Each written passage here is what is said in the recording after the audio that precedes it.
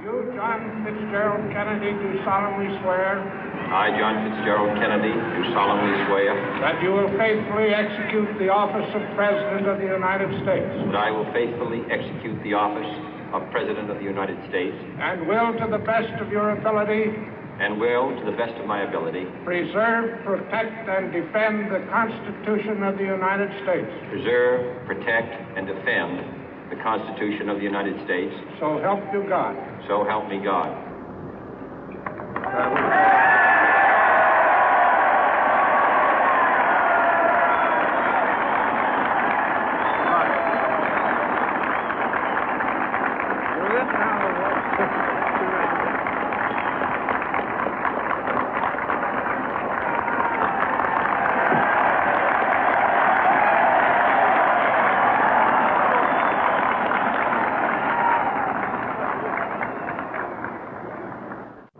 Vice President Johnson, Mr. Speaker, Mr. Chief Justice, President Eisenhower, Vice President Nixon, President Truman, Reverend clergy, fellow citizens.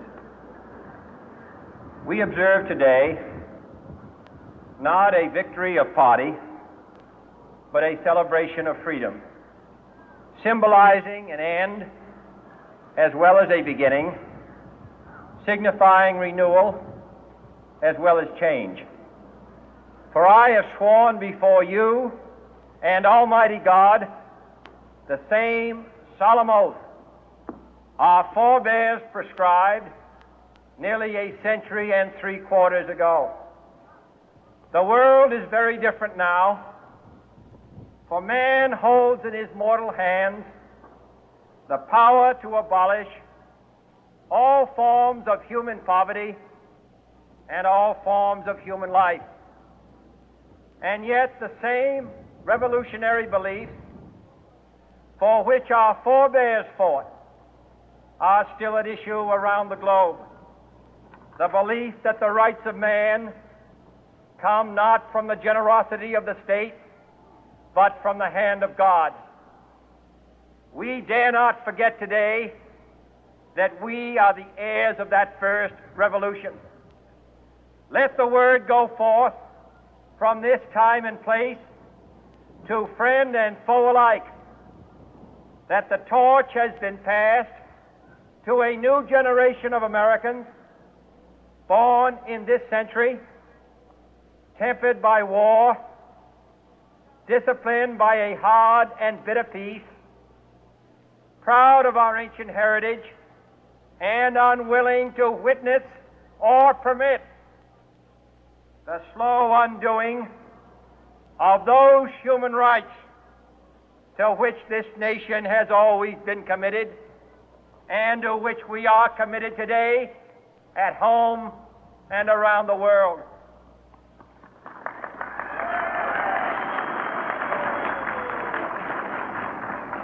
Let every nation know, whether it wishes us well or ill, that we shall pay any price, bear any burden, meet any hardship, support any friend, oppose any foe to assure the survival and the success of liberty.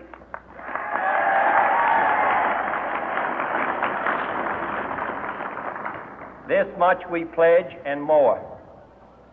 To those old allies whose cultural and spiritual origins we share, we pledge the loyalty of faithful friends.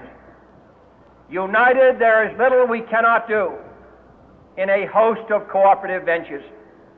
Divided, there is little we can do, for we dare not meet a powerful challenge at odds and split asunder. To those new states whom we welcome to the ranks of the free, we pledge our word that one form of colonial control shall not have passed away, merely to be replaced by a far more iron tyranny. We shall not always expect to find them supporting our view, but we shall always hope to find them strongly supporting their own freedom, and to remember that in the past, those who foolishly sought power by riding the back of the tiger ended up inside.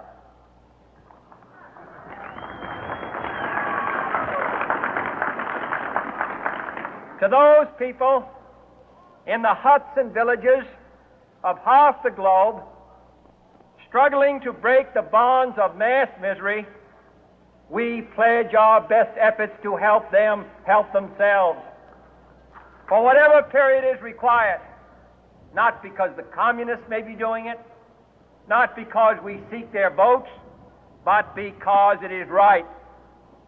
If a free society cannot help the many who are poor, it cannot save the few who are rich.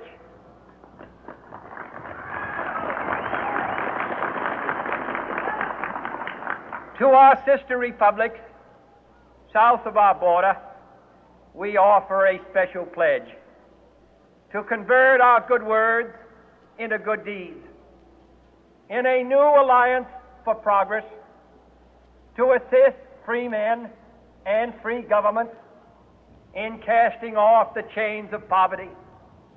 But this peaceful revolution of hope cannot become the prey of hostile powers.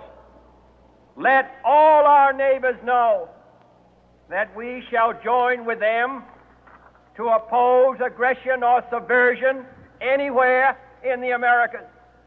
And let every other power know that this hemisphere intends to remain the master of its own house.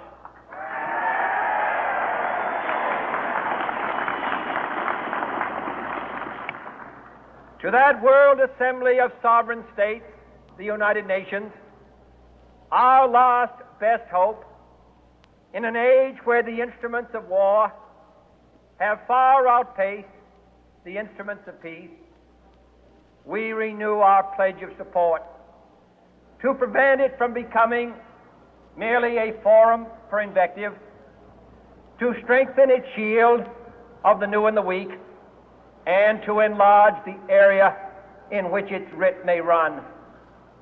Finally, to those nations who would make themselves our adversary, we offer not a pledge, but a request that both sides begin anew the quest for peace.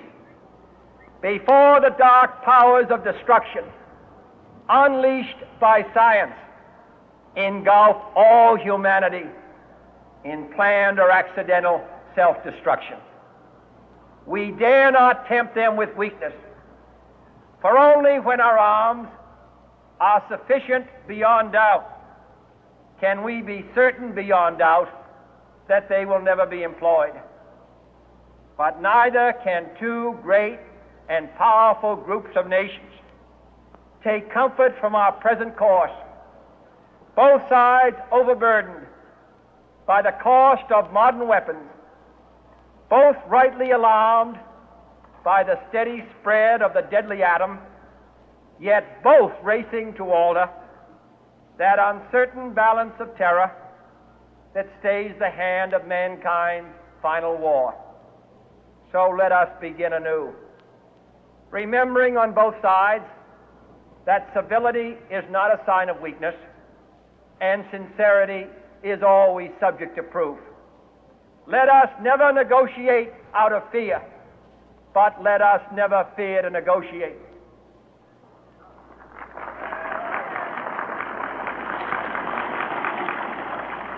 Let both sides explore what problems unite us, instead of belaboring those problems which divide us.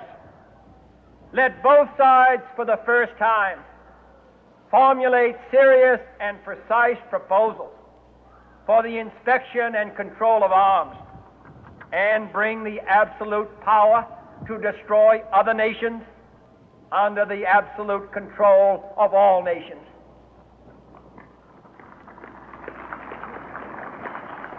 Let both sides seek to invoke the wonders of science instead of its terrors. Together, let us explore the stars, conquer the deserts, eradicate disease, tap the ocean depth, and encourage the arts and commerce. Let both sides unite to heed in all corners of the earth the command of Isaiah to undo the heavy burden and let the oppressed go free. And if a beachhead of cooperation may push back the jungle of suspicion, let both sides join in creating a new endeavor, not a new balance of power, but a new world of law, where the strong are just and the weak secure and the peace preserved. All this will not be finished in the first 100 days, nor will it be finished in the first 1,000 days, nor in the life of this administration, nor even perhaps in our lifetime on this planet. But let us begin.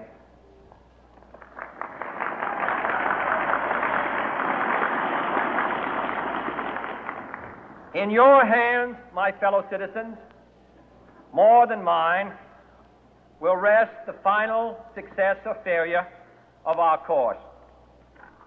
Since this country was founded, each generation of Americans has been summoned to give testimony to its national loyalty.